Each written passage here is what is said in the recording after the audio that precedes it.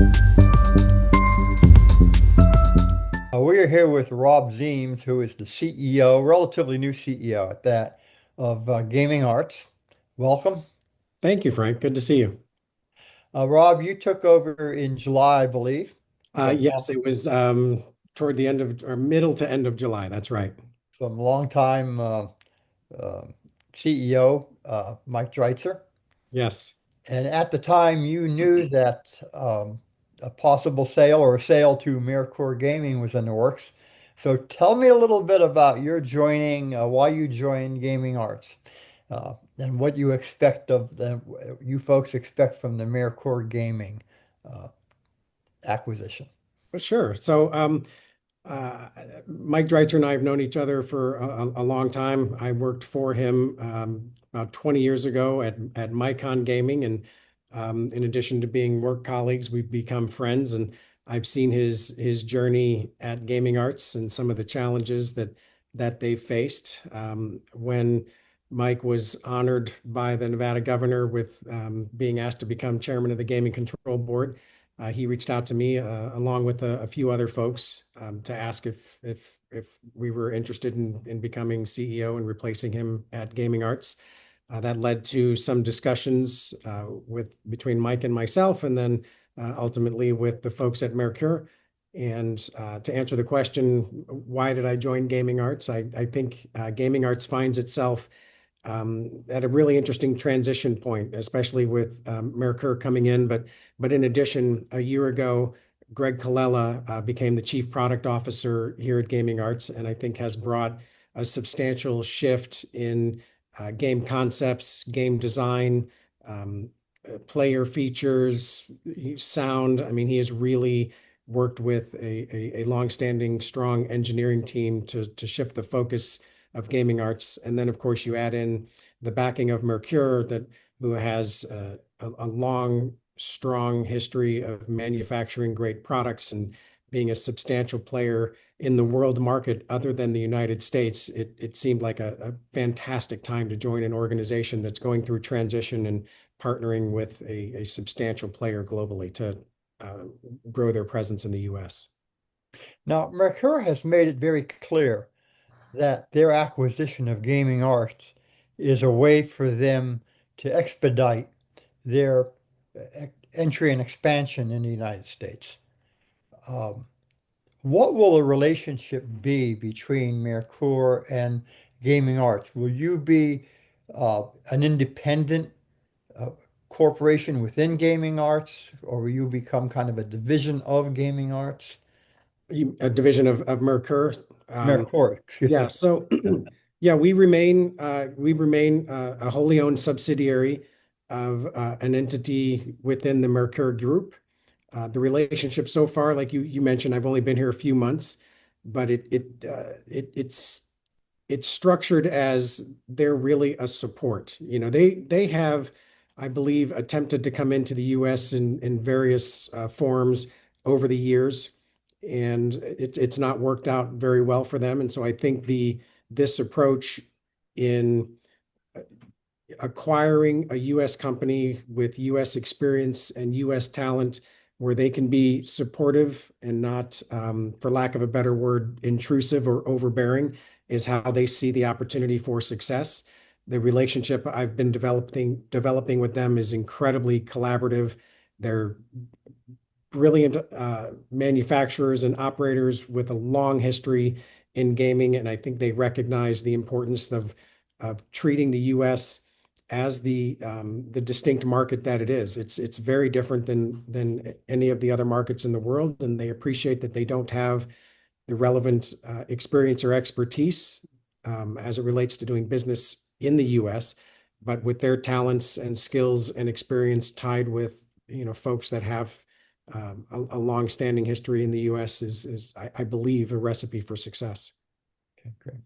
The Gaming Arts has, in recent years, expanded its variety of products that it offers. And you mentioned bringing on this fella Greg as a game designer and furthering that. Tell us a little bit about what your um, game development and product array strategies and goals are right now? What's interesting within gaming arts, there's almost two for a small company, there's almost two different businesses. Gaming arts has a long history in the Keno and bingo arena, and it's not necessarily class two bingo. It's offering sort of add-on products to bingo operations that operators like station casinos and et cetera offer to their players. So you have this one group that I mean, we have an engineer that has been here since the Imagineering days in the mid 1980s. So there's a long uh, gaming history here. So that's one set of products where I think it's safe to say that gaming arts is premier in its Keno and Bingo offerings. And then uh, when David Colvin, the previous owner, founded the company, Gaming Arts acquired the Imagineering assets and then pivoted to add class three traditional slot machines to the business. My understanding is their goal was to think outside the box and create really innovative and creative products. And some of those were mildly successful and some were not, but it created a history of, though it was unique product, it wasn't stuff that really resonated with the player base.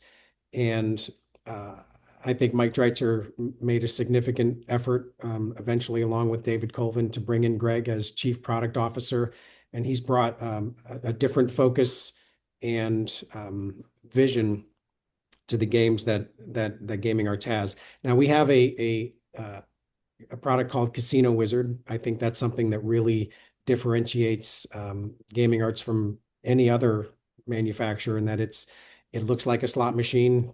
You've got electronic table games within there, and that's I think that's a core product that we'll continue to develop and improve upon and expand upon. That has been a focus of Greg's as he's come into Gaming Arts.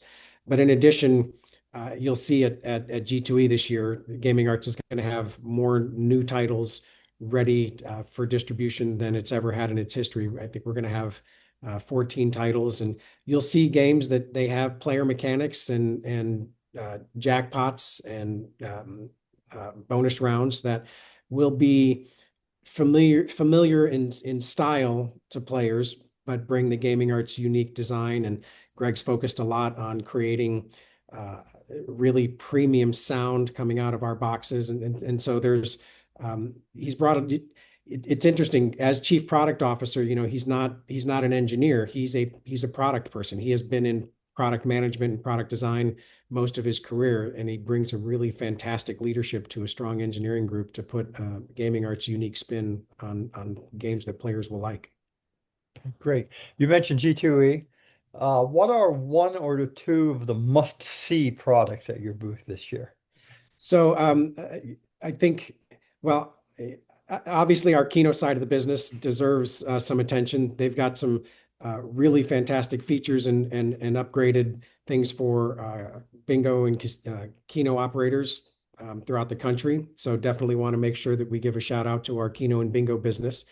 On the slot side, like I mentioned, Casino Wizard, we've got a redesigned product there. It's most players may not necessarily recognize. It has, a similar look and feel, and so should remain comfortable. But Greg and team have implemented some tweaks that I think really are going to change the viability for casinos to have this product continue to be on their floor. And then on the slot side, um, Wild Temple is a game that is recently released. That's one that's should get a lot of attention. And then what I maybe consider our flagship, we have it's a four bank called Glory of Giza with two main titles within that, and it's the machines are linked. The progressives are fantastic. The graphics are just it's immersive and the sound is incredible. So I'll highlight again, Glory of Giza is going to be something that I think is a real highlight on our floor. Great. Um, a good overview, Rob. Anything else you'd like folks to know about gaming arts? Just we Gaming Arts has had a long history. Unfortunately, some of that history has been that disappointment to our customers in not having a reliable roadmap or games that necessarily resonate. And I'd like to put out there that not only is Gaming Arts going through a transition with being acquired by Mercure, but there's a there's a different mindset. There's going to be different games. One of the things that Greg and I have talked about is we hope people come onto the floor and their impression is this really gaming arts? This doesn't look like gaming arts anymore. There's just a different look and feel in the product, and a real excited attitude in the entire organization to represent itself to the market. Okay, great. We'll look forward to seeing that. Thank you, Rob. Fantastic. Thanks, Frank. Take care.